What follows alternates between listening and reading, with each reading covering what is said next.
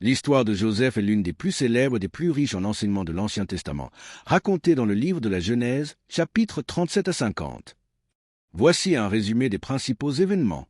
1. Le fils préféré et les rêves prophétiques. Joseph est le 11e fils de Jacob, aussi appelé Israël, et le premier fils de sa femme préférée, Rachel. Jacob aime Joseph plus que tous ses autres fils, ce qui se manifeste par le cadeau d'une tunique colorée et précieuse. Cette préférence paternelle, associée aux rêves prophétiques de Joseph ou ses frères, et même son père et sa mère, se prosternent devant lui, suscite une jalousie intense chez ses frères. 2. La trahison et l'esclavage. Un jour, alors que Joseph est envoyé par son père pour vérifier si ses frères, qui gardent les troupeaux, vont bien, ceux-ci complotent contre lui. Certains veulent le tuer, mais Ruben, l'aîné, les en dissuade et propose de le jeter dans une citerne vide.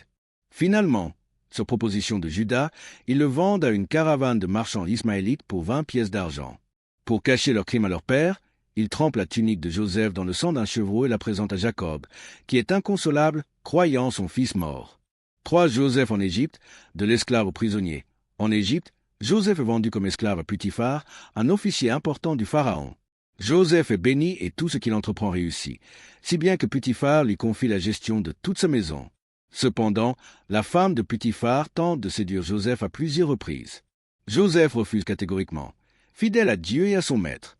Furieuse de son rejet, elle l'accuse faussement d'avoir essayé de la violer.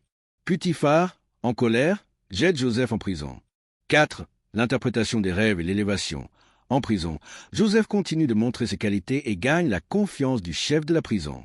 Il interprète les rêves de 2 de ses compagnons de cellule, le chef des boulangers et le chef des échansons du Pharaon. Ces interprétations se réalisent. Le chef des boulangers est exécuté et le chef des échansons est rétabli dans ses fonctions. Cependant, ce dernier oublie Joseph. 2 ans plus tard, le Pharaon fait 2 rêves troublants que personne ne peut interpréter. Le chef des échansons se souvient alors de Joseph et le recommande au Pharaon. Joseph est tiré de prison et, grâce à l'aide de Dieu, il interprète les rêves du Pharaon. Cette année d'abondance seront suivies de cette année de famine sévère. Joseph conseille au Pharaon de nommer un homme sage pour gérer les réserves pendant les années d'abondance afin de préparer la famine. Impressionné par la sagesse de Joseph, le Pharaon le nomme vice-roi d'Égypte, lui donnant une autorité immense juste après lui. 5. Les retrouvailles avec ses frères et le pardon. Pendant les 7 années d'abondance, Joseph administre l'Égypte avec sagesse, stockant de grandes quantités de céréales. La famine éclate, affectant non seulement l'Égypte mais aussi les pays voisins, y compris Canaan, où vit Jacob et ses fils. Les frères de Joseph descendent en Égypte pour acheter du blé. Ils ne reconnaissent pas Joseph, qui les reconnaît immédiatement. Joseph les met à l'épreuve à plusieurs reprises, les forçant à revenir avec leur plus jeune frère, Benjamin, le seul autre fils de Rachel et Jacob. Après de nombreuses péripéties et un test final où Joseph simule la découverte de sa coupe d'argent dans le sac de Benjamin, Joseph, ému, se révèle à ses frères. La réunion est chargée d'émotions. Joseph pardonne à ses frères, expliquant que ce qu'ils lui ont fait, Dieu l'a transformé en bien pour sauver de nombreuses vies. Il les invite à s'installer en Égypte avec leur père et toute leur famille. Jacob et sa famille descendent en Égypte et s'installent dans la région de Goshen, où ils prospèrent. 6. La fin de la vie de Joseph.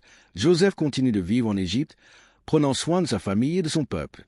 Avant sa mort, il fait promettre à ses frères que lorsqu'ils retourneront un jour dans la terre promise de Canaan, ils emporteront ses ossements avec eux. Signification de l'histoire de Joseph. L'histoire de Joseph est riche en thèmes. La jalousie fraternelle, la souffrance innocente, la fidélité à Dieu, le pardon, la providence divine, Dieu utilise les circonstances difficiles pour accomplir son plan, la réconciliation familiale et la souveraineté de Dieu qui tourne le mal en bien. Joseph est souvent vu comme une figure préfigurant le Christ, souffrant et étant élevé pour le salut de son peuple.